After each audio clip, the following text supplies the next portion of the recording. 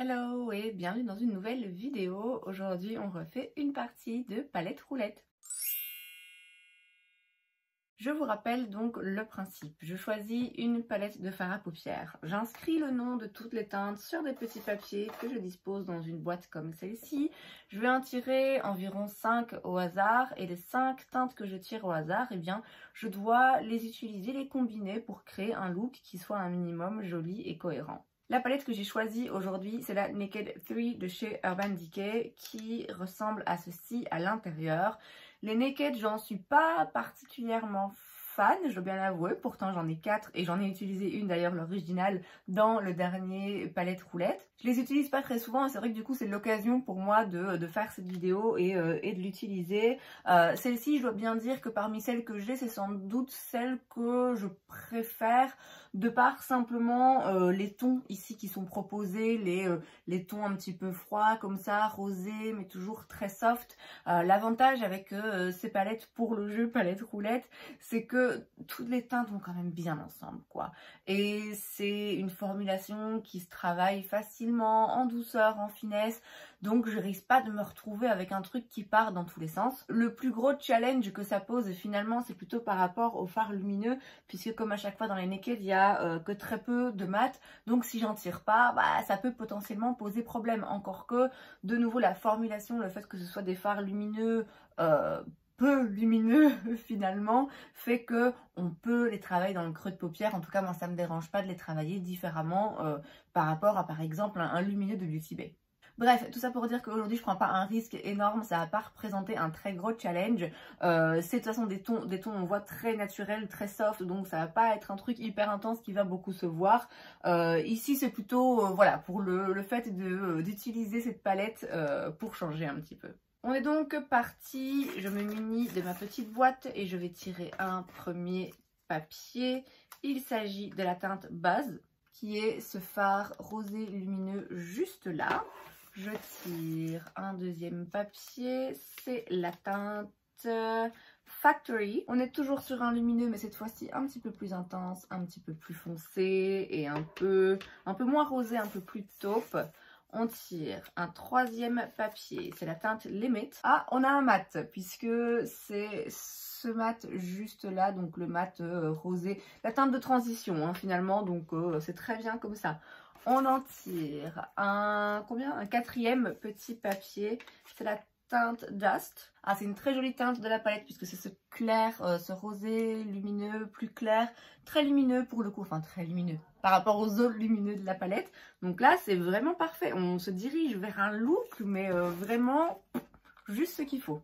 Un cinquième et dernier petit papier, c'est la teinte Liar. C'est donc le lumineux ici à côté de Factory. Et donc du coup, on a 3 lumineux juste là, le plus clair ici et ce fard mat. Mais vous savez quoi, je serais bien tentée de tirer une dernière teinte. Après tout, comme ça, on fera moitié-moitié. J'aurais utilisé 6 teintes sur les 12 de la palette.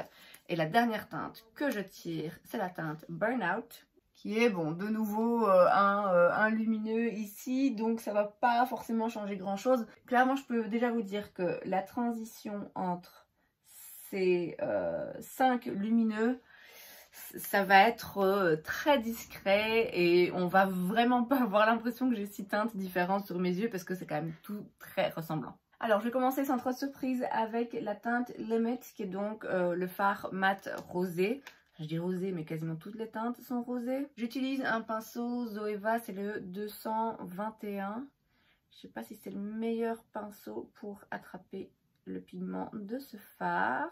Je vais essayer quand même d'en mettre pas mal, de pas trop tapoter l'excédent parce que j'ai l'impression qu'il accroche pas bien. Et je vais commencer à le placer dans le creux de paupière.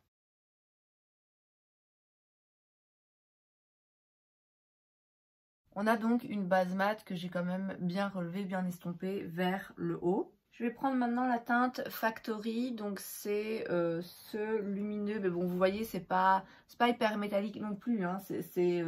C'est presque plus satiné finalement que métallique, donc c'est la teinte Factory que je prends avec un petit pinceau de chez Sephora et que je vais venir mettre en ras de cils vers le coin externe.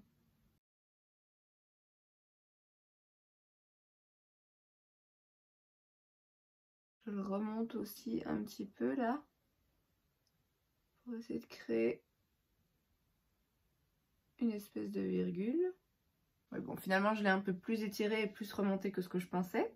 Et l'histoire de ma vie, c'est pas du tout symétrique, mais bon, voilà, j'ai pas les paupières symétriques, donc je vais laisser comme ça pour le moment. Avec maintenant un pinceau de la collaboration entre Sephora et Sananas, le S14, je vais prendre la teinte Liar, donc qui se trouve juste à côté.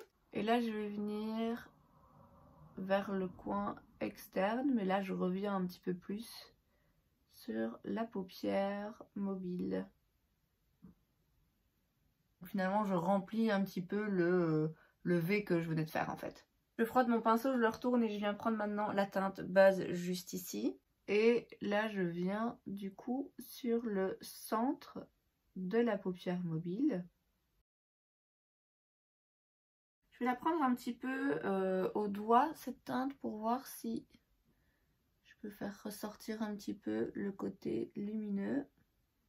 Je prends maintenant un pinceau MAC, c'est le 219S. Et je vais venir prendre la teinte Dust, donc c'est le plus clair et le plus lumineux, hein. Finalement il est vraiment, vraiment un peu plus brillant celui-là, et du coup il est un petit peu moins facile à prélever au pinceau, mais je vais essayer quand même. Et là je vais venir vraiment là vers le point de lumière en coin interne. Et toujours avec le même pinceau que j'ai un peu frotté, je viens prendre la teinte à côté, la teinte Burnout, qui elle, vous le voyez, hein, c'est beaucoup plus satiné et moins pailleté, et donc du coup ça se prélève bien plus facilement au pinceau. Et donc là je viens faire la jonction en fait entre la teinte que je viens d'utiliser en point lumineux et le reste de la paupière mobile. Juste histoire qu'il y ait bien du pigment partout. Je vais mettre un crayon noir en muqueuse supérieure pour quand même un petit peu plus souligner et marquer le regard. Je recourbe mes cils. Je mets du mascara. Et voilà donc le résultat. Alors, est-ce que c'est joli ? Oui. Est-ce que c'est mémorable? Non. Et c'est vraiment toujours le point commun en fait, hein, quand j'utilise les palettes Naked. Ça fait toujours un joli résultat, c'est joli, c'est harmonieux, c'est discret, c'est flatteur. Mais voilà, c'est jamais rien de très particulier. Si vous voulez connaître un petit peu plus en détail mon avis sur cette palette, je vous invite à aller regarder le Devinez la palette de vendredi dernier. En ce qui concerne ce look, cette vidéo et ce challenge palette roulette, je pense qu'on peut dire que c'est en effet une réussite. En même temps, je ne m'attendais pas à ce que ce soit un échec, puisque je vous l'ai dit, toutes les teintes vont très très bien entre elles. C'est un dégradé finalement assez restreint. On n'a pas non plus des teintes trop intenses, bon à part celle-là, mais franchement si j'avais tiré celle-là je me serais tout aussi bien débrouillée. Donc je savais que je me planterais pas, je savais qu'en utilisant cette Naked, je me retrouverais avec un look joli, soft et que ce serait réussi et que ce serait discret. C'était un peu ça le but, parce que je vous cache pas que j'ai des choses à faire aujourd'hui, du coup j'avais pas forcément envie de prendre un trop gros risque et de me retrouver avec toutes les couleurs de l'arc-en-ciel sur mes paupières. Je dirais que mon seul regret, c'est que comme c'est vrai que c'est toutes des teintes très ressemblantes, bon mais finalement là si on regarde pas de très près, et encore on peut pas savoir que j'ai utilisé 6 fards différents, mais de manière générale c'est pour moi une réussite, c'est donc un challenge relevé. Et c'est donc tout pour cette vidéo, j'espère que ça vous a plu. Si c'est le cas, n'hésitez pas à laisser un like. Vous pouvez aussi vous abonner à ma chaîne parce que c'est gratuit, donc pourquoi pas. Et moi, je vous vois la prochaine fois. Bye!